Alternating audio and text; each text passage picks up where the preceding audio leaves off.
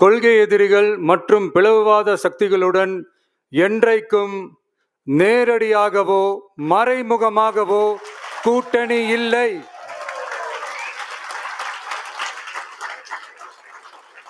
ஒன்றிய அளவில் மலிவான அரசியல் ஆதாயங்களுக்காக மக்களை மத ரீதியாக பிளவுபடுத்தி மக்களிடையே வேற்றுமையை விதைத்து அதில் குளிர்காய நினைக்கிறது பாஜக.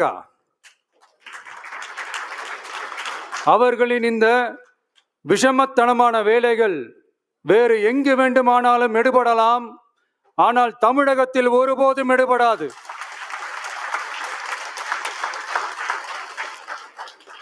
சமூக நீதியும் நல்லிணக்கமும் சகோதரத்துவமும் சமத்துவமும் ஆழமாய் வேரூன்றிய மண் இந்த தமிழ்நாட்டு மண்.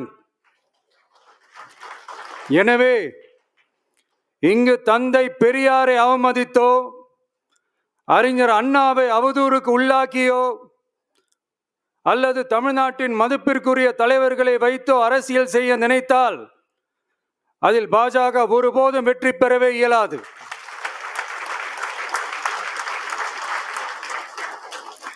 சுயநல அரசியல் லாபங்களுக்காக பாஜகவுடன் கூடி குழைந்து கூட்டணி போக திமுகவோ அதிமுகவோ இல்லை. நம் தமிழக வெற்றி கழகம்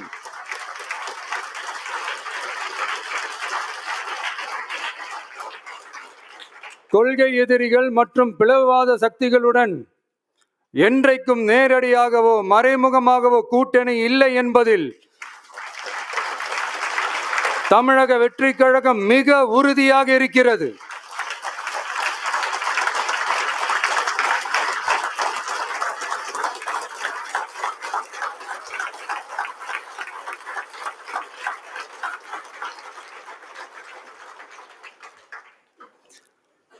கூட்டணி என்றாலும் தமிழக வெற்றி கழகம் தலைமையில் அமையும் கூட்டணி எப்போதும் திமுக மற்றும் பாஜகவுக்கு எதிரானதாகத்தான் இருக்கும் என்பதையும் அதில் சமரசம் என்ற பேச்சுக்கே இடமில்லை என்பதையும் உறுதிப்பட செயற்குழு வாயிலாக தெரிவித்துக் கொள்கிறோம்.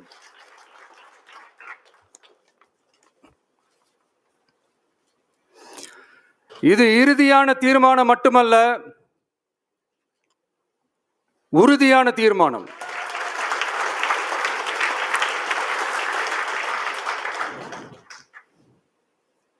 தீர்மானம் 1, நாம எல்லாருக்குமே வாழ்வாதாரம் இருக்கு, இல்லைன்னு சொல்லல. ஆனா நம்ம எல்லாரோட வாழ்வாதாரத்துக்கும் அடிப்படையா இருக்கிறதுல விவசாயிகளும் ரொம்ப முக்கியமானவங்க.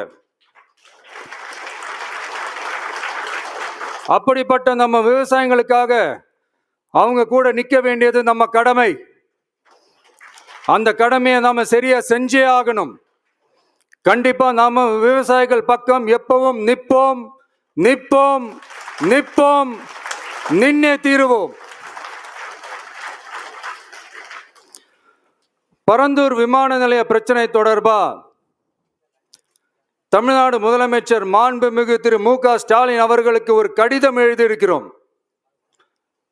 அதை நான் இங்க கொஞ்சம் படிச்சு காட்டுறேன். மாண்புமிகு தமிழ்நாடு முதலமைச்சர் அவர்களுக்கு வணக்கம்.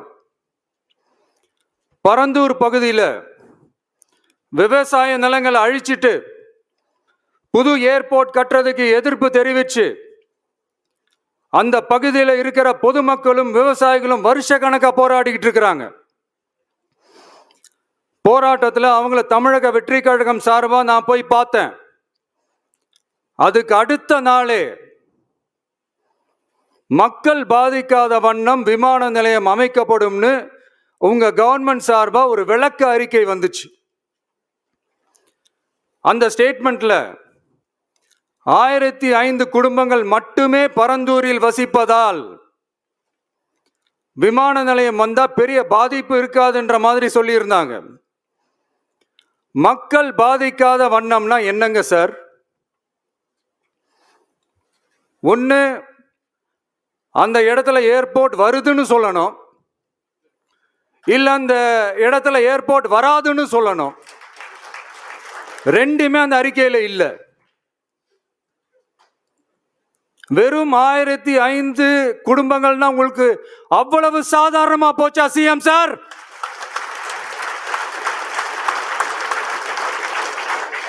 $15,000 மக்கள், அந்த மக்களும் நம்ம மக்கள் தானே. ஏன் அந்த அக்கறையோ அந்த மனிதாபிமானமோ உங்ககிட்ட இல்ல? எதிர்கட்சியா இருந்தா மட்டும்தான் மக்கள் மேல உங்களுக்கு அக்கறை இருக்குமா?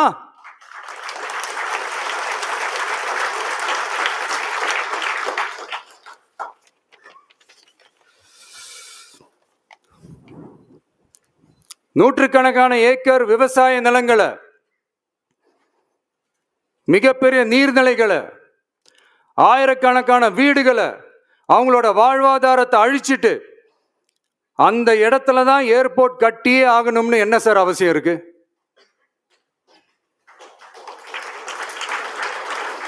அப்புறம் எப்படி சார் நீங்க உங்களை மக்களின் முதல்வர்னு நான் கூசாம சொல்றீங்க?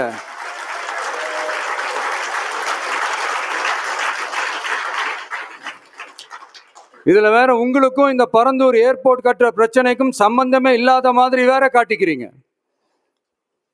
ஆனா ஏர்போர்ட்டுக்காக பரந்தூரை பரிந்துரை செஞ்சது உங்க கவர்மெண்ட் தான்னு ஒன்றிய விமான போக்குவரத்து துறை அமைச்சர் சில மாதங்களுக்கு முன்னாடி சென்னை வந்திருந்தப்போ சொன்னார். அதுக்கும் உங்ககிட்ட இருந்த எந்த பதிலும் இல்லை. இந்த சூழ்நிலையில பரந்தூர் விமான நிலைய பணிகளுக்காக விவசாய நிலங்களை கையகப்படுத்த கடந்த 25/6/2025 அன்னைக்கு உங்க கவர்மெண்ட் தான் அரசாணை பிறப்பிச்சிருக்கு. விமான நிலையம் அமைக்கிறதையே ஏற்க மாட்டோம்னு வருஷக்கணக்காக போராடுற மக்களோட நிலங்களையும் சேர்த்தே கையகப்படுத்த அந்த ஆணை பிறப்பிக்கப்பட்டிருக்கு. விவசாயிகளோட கண்ணீரை துடைக்க வேண்டிய தமிழ்நாடு அரசு அவங்களோட கண்ணில் குத்துறதாகவே இருக்கு இந்த ஜிஓ. இதெல்லாம் உங்களுக்கு தெரிஞ்சுதான் நடக்குதா? உங்க ஒப்புதலோட தான் நடக்குதா? தெரியல, பதிலும் தெரியல.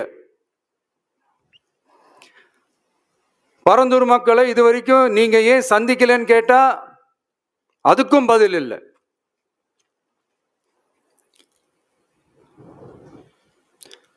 நான் இந்த பரந்தூர் போராட்டக்காரங்க அந்த மக்களை ரீசெண்டா நான் சந்திச்சேன்.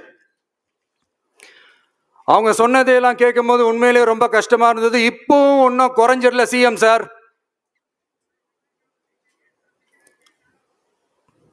சாதி மதம் கடந்து தங்களோட குடியிருப்புகளை, விவசாய பூமியை, வாழ்வாதாரத்தை, நீர்நிலைகளை காப்பாத்த ஒன்னா நின்று போராடிக்கிட்டு இருக்கிற பரந்தூர் பகுதி விவசாய பெருங்குடி மக்களை தயவு செஞ்சு நீங்க நேர்ல சந்திச்சு பேசுங்க.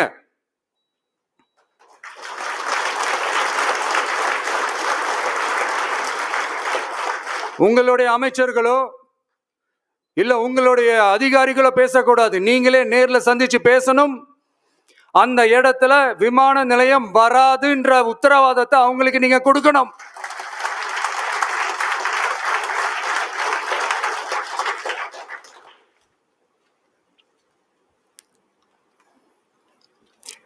இதையெல்லாம் நீங்க செய்யாம எல்லாத்தையும் கடந்து போகணும்னு நீங்க நினைச்சீங்கன்னா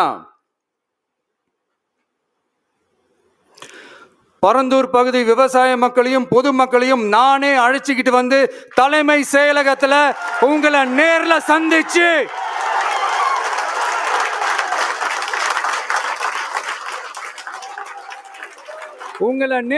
சந்திச்சு முறையிடுற நிலைமை உண்டாகும்.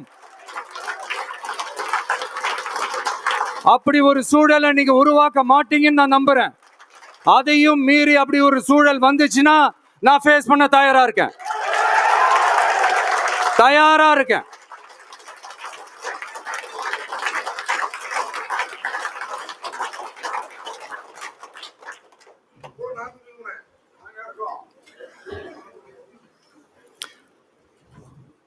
நான் பரந்தூர் வந்த அன்னைக்கு நான் ஒரு விஷயத்த சொன்னேன், அதே தான் இங்கே நான் திரும்ப ரிப்பீட் பண்ணுறேன்.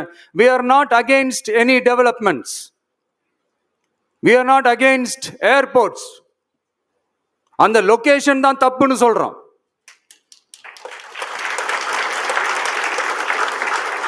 இதை நாங்க மட்டும் சொல்லல, ஏவியேஷன் சேஃப்டி எக்ஸ்பர்ட்ஸ் மென்ஷன் பண்ணியிருக்கிறாங்க. that place is not fit for airport. Pilots அங்க ஏர்கிராஃப்டை லேண்ட் பண்றதுக்கு they might face a lot of problemsன்றது கூட அதுல மென்ஷன் பண்ணியிருக்கிறாங்க. அது மட்டும் இல்ல, அந்த வாட்டர் பாடிஸ் அழிச்சு அதுக்கு மேல ஏர்போர்ட், அந்த பில்டிங்ஸ், அந்த ரன்வேஸ், இதெல்லாம் வந்ததுக்கு அப்புறம் ஒரு மழைக்காலமோ இல்ல ஒரு floods டைம்லயோ the whole Chennai city will be flooded.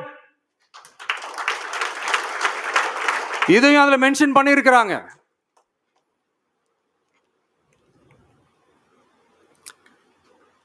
So இதெல்லாம் மைண்ட்ல வச்சுக்கிட்டு தயவு செஞ்சு please take a call. Thank you. நன்றி, வணக்கம்.